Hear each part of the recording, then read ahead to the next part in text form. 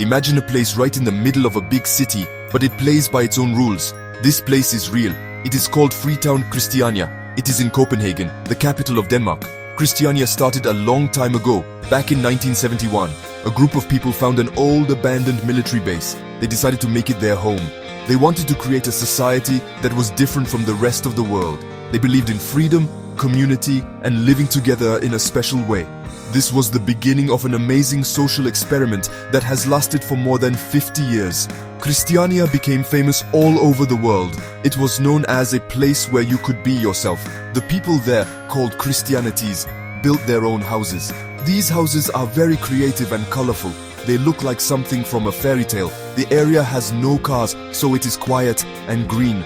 People walk or ride bicycles everywhere. They have their own flag, their own rules, and their own way of life. For many years, the Danish government let them be. It was a unique and peaceful place, a small village inside a modern city, where art and alternative lifestyles were celebrated by everyone who lived there. The spirit of Christiania is all about doing things together. They have communal meetings to make big decisions. They run their own businesses, like cafes, workshops, and concert venues. This makes the area feel very independent. Tourists from all over the world come to visit. They want to see this different way of living. They walk through the green paths, look at the strange and beautiful buildings, and feel the special atmosphere. It is a place that shows that people can create their own community based on shared ideas of freedom and togetherness, a living testament to a dream from the 1970s. But one part of Christiania became more famous than any other. This was its main street, which earned a very particular name, Pusher Street. For decades, this street was the center of an open and very public cannabis market. This was a big reason why so many people knew about Christiania. It was a place unlike any other in Europe, where you could see something that was illegal almost everywhere else happening right out in the open. This single street would come to define Christiania for many outsiders, bringing both fascination and a lot of trouble to this otherwise peaceful and idealistic community. Pusher Street, or Gaden as the locals call it, was the beating heart of Christiania's cannabis trade. For many years, you could walk down this street and see small stalls set up. These stalls sold different kinds of hash and marijuana openly. The sellers would stand behind their tables and customers would come to buy their products. It was a strange sight in a country like Denmark, where selling these drugs is against the law. But inside Christiania, things were different. The community had an understanding that this activity was tolerated, as long as it did not involve hard drugs like heroin or cocaine, which were strictly forbidden. This open market started because of Christiania's core belief in personal freedom. The early residents felt that adults should be allowed to decide for themselves if they wanted to use cannabis. So they allowed the trade to happen.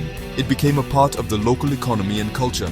People from all over Copenhagen and even other countries would come to Pusher Street to buy hash. The street was always busy and full of people.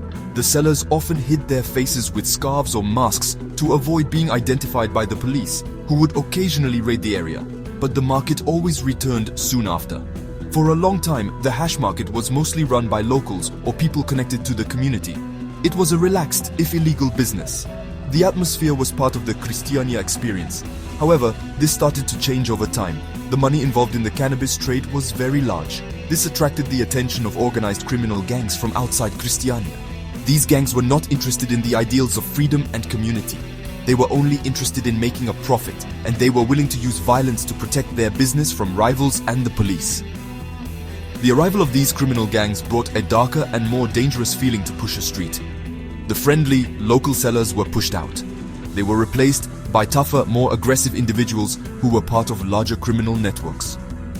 The trade was no longer a relaxed local affair. It became a serious organized crime operation. The money from the hash sales was now funding other illegal activities. This was not what the people of Christiania had ever wanted. Their dream of a peaceful, free society was slowly being taken over by a criminal underworld that they could not control. The presence of criminal gangs on Pusher Street created huge problems for the people living in Christiania. The friendly and peaceful atmosphere they had worked so hard to build was disappearing. In its place came fear and tension. The gangs fought with each other over control of the very profitable hash market. These conflicts were not just arguments, they often turned violent. Shootings became a terrifyingly regular event in a community that had always been against violence. The safety of the residents, including families with children, was now at serious risk every single day. The residents of Christiania found themselves in a very difficult situation. They had always tried to handle their own problems without involving the police. This was a core part of their independent identity. However, they were not equipped to deal with organized crime gangs who carried guns.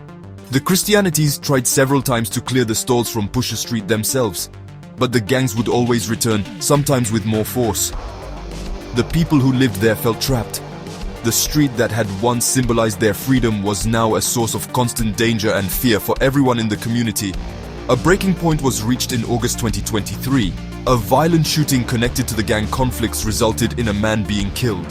This was not the first time someone had been hurt, but this tragic event was the final straw for the community. The residents realized that they could no longer stand by and watch their home be destroyed by crime. They understood that something drastic had to be done to reclaim their neighborhood and make it safe again. The dream of Christiania was dying, and they knew they had to act decisively if they were going to save it from complete collapse. The constant police raids and the heavy presence of law enforcement also made life difficult for the residents. While the police were trying to stop the illegal trade, their actions often disrupted the daily lives of everyone in Christiania. The community was caught between the violent gangs and the police operations. This difficult position forced the Christianities to rethink their relationship with the authorities. They realized that to solve this massive problem, they might need to work with the very people they had tried to keep at a distance for so many years: the Danish government and the Copenhagen police. On a historic day, April 6, 2024, the people of Christiania made a powerful statement. They decided it was time to end the era of Pusher Street for good. In a remarkable joint effort, residents, volunteers, and even the mayor of Copenhagen gathered together. They brought shovels and pickaxes and began to physically dig up the cobblestones of the famous street. This was not just about cleaning up, it was a deeply symbolic act. By removing the very ground where the hash market had operated for decades, they were showing the world that they were serious about taking back their home from the criminal gangs. This action was the result of a new and important collaboration between the Christiania community and the Danish authorities. For years, there had been a lot of mistrust between the two sides. But the escalating violence forced them to find common ground. The residents knew they could not get rid of the gangs alone, and the authorities understood that a solution would only work if the community supported it. So, they made a plan together. The plan was not just to close the market, but to transform the area into something positive and new for the future. The reasons for this dramatic change were all about safety and survival. The community wanted to restore the peace and creativity that Christiania was originally known for. They wanted their children to be able to play outside without fear. The constant threat of gang violence had made this impossible. By removing the hash market, they hoped to remove the main reason for the gangs being there. The goal is to turn Pusher Street into a place for art, culture, and community activities, reflecting the true spirit of Christiania instead of the dark shadow of organized crime. The future of Christiania is now at a crossroads. Closing Pusher Street is a huge step, but the path ahead is uncertain. The plan is to build new housing and creative spaces in the area, ensuring that Christiania remains a vibrant and alternative part of Copenhagen. The residents hope this will bring a new beginning, free from the violence that has plagued them.